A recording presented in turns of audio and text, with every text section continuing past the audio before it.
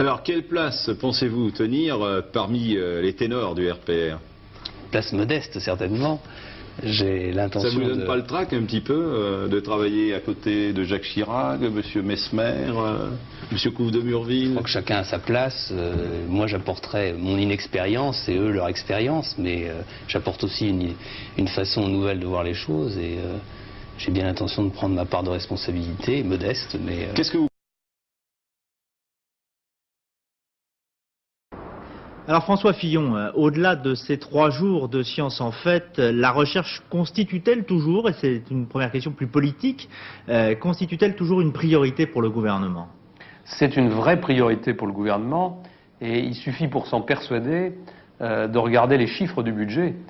En réalité, malgré les annulations budgétaires que nous avons subies et grâce à des crédits reports que le ministre du Budget nous a ouvert, le budget 93 du ministère de la Recherche augmentera de près de 5% par rapport à celui de 1992, ce qui, dans des conditions économiques et financières comme celles que nous connaissons, est l'affirmation de la priorité donnée à la recherche en France par le gouvernement. Alors... Lorsque Joël Le Teul est décédé en 1980 et que les habitants, enfin les élus de Sablé sont venus me demander de me présenter aux élections municipales, je suis tombé des nues. J'ai réfléchi 48 heures et j'ai fait un choix qui a conditionné le reste de mon existence. Réduire la dette. Nous maintiendrons le cap du désendettement et du retour à l'équilibre budgétaire. Nous ramènerons notre dette publique en deçà de 60% du produit intérieur brut et nous rétablirons une situation budgétaire à l'équilibre en 2012.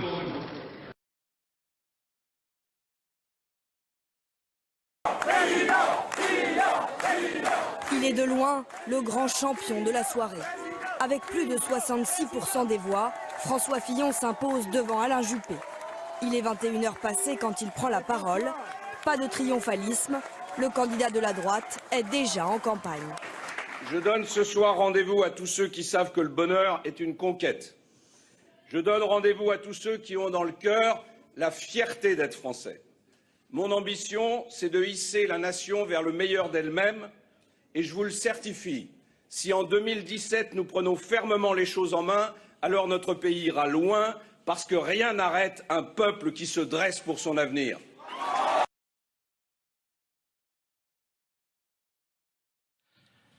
Je comprends les interrogations. Je comprends le besoin de me voir clarifier les choses. Et je vais le faire. Je vais le faire parce que je n'ai rien à cacher.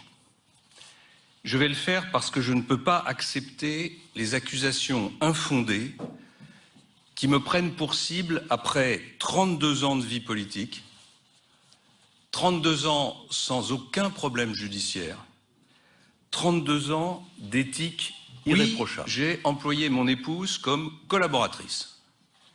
Elle a ensuite été la collaboratrice de mon suppléant. Elle est encore redevenue ma collaboratrice par la suite. Elle a donc occupé ce poste pendant 15 ans. Et ceci pour un montant moyen de rémunération mensuelle de 3 677 € avec sa famille en politique. C'est une pratique désormais rejetée par les Français. Ce qui était acceptable hier, à défaut d'être accepté, ne l'est plus aujourd'hui. En travaillant avec ma femme et mes enfants, j'ai privilégié cette collaboration de confiance qui aujourd'hui suscite la défiance. C'était une erreur. Je le regrette profondément et je présente mes excuses aux Français.